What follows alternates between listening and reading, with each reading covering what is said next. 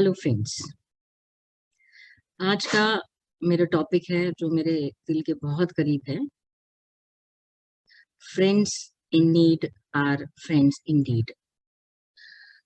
मैंने इस आज तक की जिंदगी में बहुत सारे फ्रेंड्स कमाए हैं और मैं बहुत प्राउडली कह सकती हूँ कि मैं लकी हूँ, मैं ब्लेस्ड हूँ कि वो लोग मेरी जिंदगी में हैं।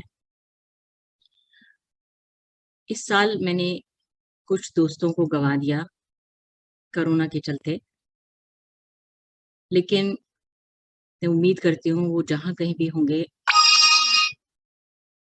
खुश होंगे और आज का ये वीडियो किसी तरह उन तक ज़रूर पहुँचेगा। जैसा कि मैंने कहा कि मेरा ये जर्नी डिप्रेशन की, लो फीलिंग की लगभग 4 साल पुरानी है और इस दौरान बहुत बार ऐसा फ़ेज़ आया जब मैंने पूरी तरह से अपने आप पे गिव अप कर दिया।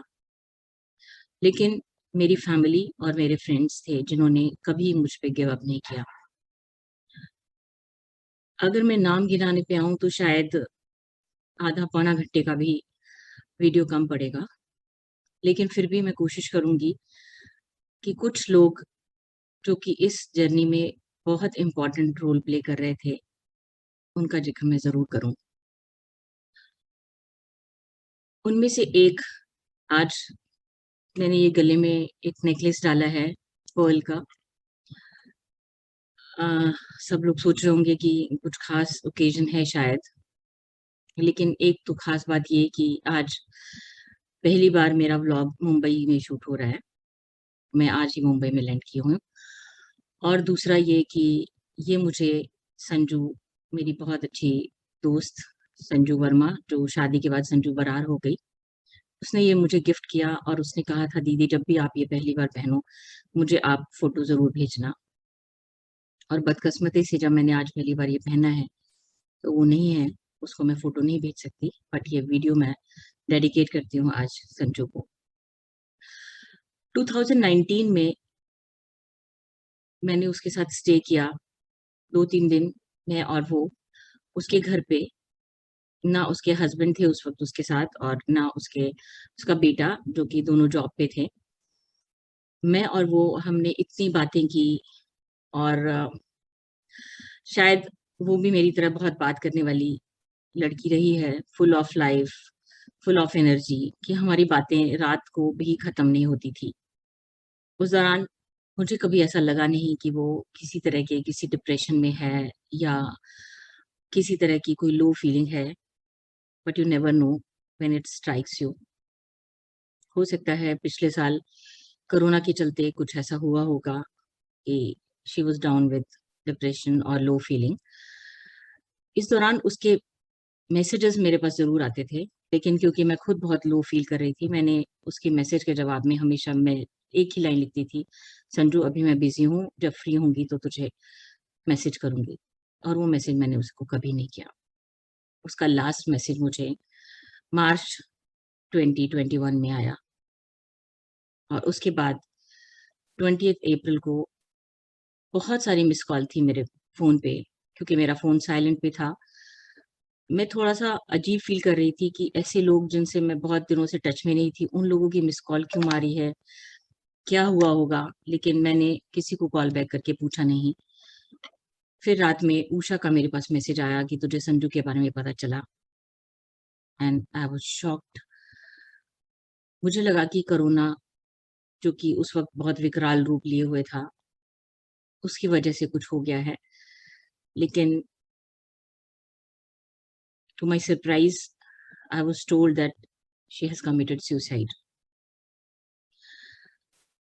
आज मैं जिस पोज़ीशन में हूँ, मैं ये उम्मीद करती हूँ कि काश उस वक़्त मैंने उससे एक बार बात कर ली होती, शायद मैं उसे बचा पाती।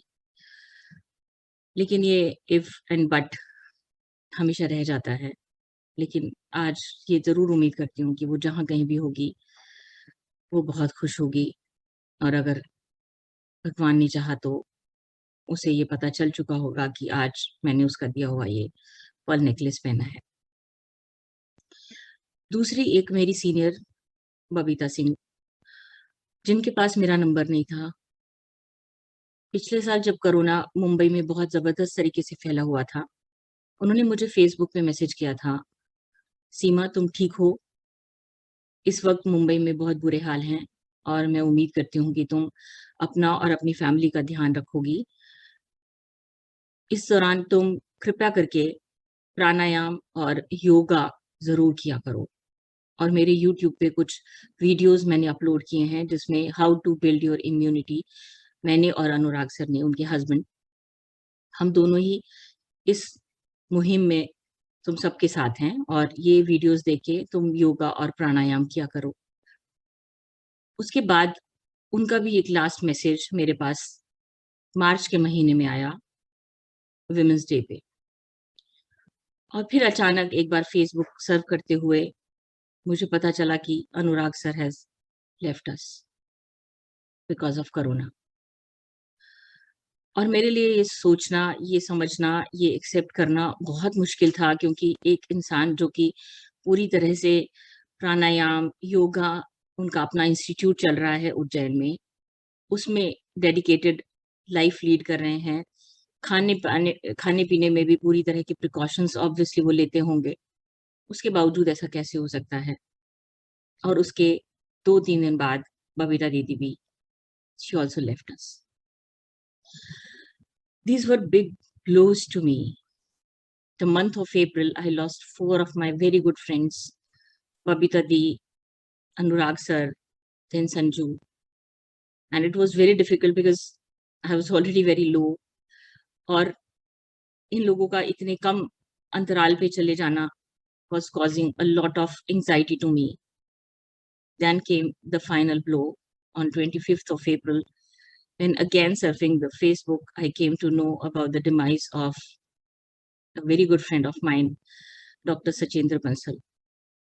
He was such a nice guy, full of life, always a very good sense of humor, that even my daughters, who met him once in 2012, they still remember him as a very funny guy. क्योंकि हमारी बातों में एक topic आया कि आजकल video call बहुत आम है, जैसे कि आजकल व्हाट्सएप पे वीडियो कॉल बहुत कॉमन हो गई है। 2012 में it was not that common. IPhone और आईपैड पे एक फैसिलिटी थी फेस टाइम की। तो मैं उनको ऐसे बता रही थी कि मैं ऑस्ट्रेलिया में मेरी सिस्टर इन लॉ है, जिससे अक्सर हम फेस टाइम पे बात करते हैं, तो ऐसा लगता है कि जैसे वो हमारे साथ ही हैं। या अमेरिका में मैं अपनी सिस्टर से फेस टाइम पे बात करती हूँ। तो उन्होंने बोला कि उसमें क्या होता है? मैंने कहा कुछ नहीं, वीडियो कॉल करते हैं और जैसे कि हम आमने-सामने बैठ के बात कर रहे हैं, ऐसे लगता है। उन्होंने अचानक स्पॉन्टेनियसली बोला कि नहीं, मेरे लिए तो ये नहीं है, क्योंकि यू नेवर नो, मैं तो कभी भी फ़ोन लेके टॉयलेट में चला जाता हूँ। And my daughters, they started laughing like anything. I still remember him with and identify him with the same dialogue. लेकिन 25th of April, all of a sudden, I came to know about his sad demise. These things are, in fact, a reminder to all of us: treasure your friends till the time they are with you. I have taken my friends for granted. There are many who dropped messages to me when I was down, and I was not even that courteous to respond back. I just used to send emojis sometimes, folded hands sometimes, one-liner sometimes, but never acknowledged that they were there. There are many of them